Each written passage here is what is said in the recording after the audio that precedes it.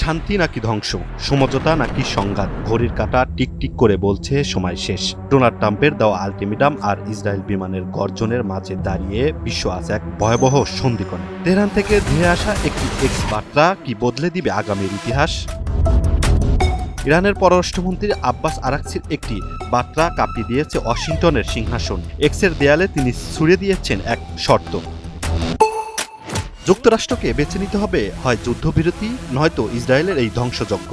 একই নৌকায় দুই পা দিয়ে চলা আর সম্ভব নয়, যেন এক দাবার চাল। তেহরান স্পষ্ট জানিয়ে দিয়েছেন, ওয়াশিংটনের দ্বিচারিতা বন্ধ না হলে ছিঁড়ে ফেলা হবে শান্তির সেই নড়বড়ে কাগজটি। যখন আলোচনার টেবিলের শান্তির মরীচিকা, ঠিক তখনই লেবাননের আকাশ চিরে নেমে এলো ইসরায়েলের অভিশাপ। মাত্র 10 মিনিট, মাত্র 600 সেকেন্ডে 100টিরও বেশি ক্ষেপণাস্ত্র নিক্ষেপ করেছে বেরুত থেকে ব্যাকা উপত্যকায়। বর্তমান যুদ্ধের ইতিহাসে এটি ছিল ইসরায়েলের সবচেয়ে নৃশংস বিমান হামলা। প্রশ্ন জাগে, এই সমঝোতা কি তবে কেবল সময়ের অপচয়? এই নাটকের নেপথ্যে কারিগর ডোনাল্ড ট্রাম্প। পাকিস্তান যখন মধ্যস্থতার সেতু বাঁধছিল, ট্রাম্প তখন হাতে রেখেছিল ধ্বংসের তলোয়ার। আলটিমেটাম দিয়েছিল, চুক্তি না মানলে সভ্যতা মুছে দেওয়া হবে। ট্রাম্পের সেই হারহিম করা হংকারের মাত্র 2 ঘন্টা আগে তড়িঘড়ি করে সই হয় 2 সপ্তাহের যুদ্ধবিরতি।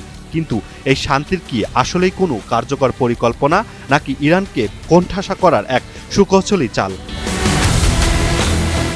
শান্তির সুতোটি এখন ছিঁড়ে যাওয়ার অপেক্ষায়। তেহরানের তাসনিম নিউজ এজেন্সির ছাপ জানিয়ে দিয়েছে, ইসরায়েলের এই বেপরোয়া হামলা না থামলে মার্কিন সমঝোতার কফিনের শেষ প্যারেকটি ঢুকে দিবে ইরান। পৃথিবী কি এক তৃতীয় বিশ্বযুদ্ধের দ্বারপ্রান্তে? উত্তরটা হয়তো লুকিয়ে আছে আগামী কয়েক ঘন্টার কোনো এক হোয়াইট হাউসের বার্তায়, অথবা তেহরানের পরবর্তী কোনো সামরিক পদক্ষেপে। Imran Hussain, NTV online.